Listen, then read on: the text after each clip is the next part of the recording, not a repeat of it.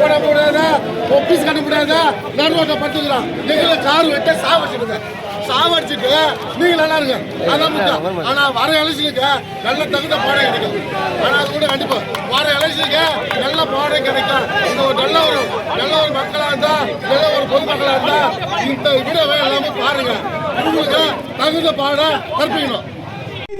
போராடுறோம் 3 நாள் போராட்டம் தொடருது தெரியலையா?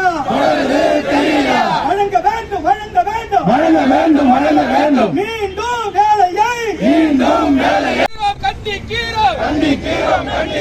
புதுவை அரசு உங்களிடம் கோரிக்கை வைத்தோம் 2 ஆண்டு காலமாக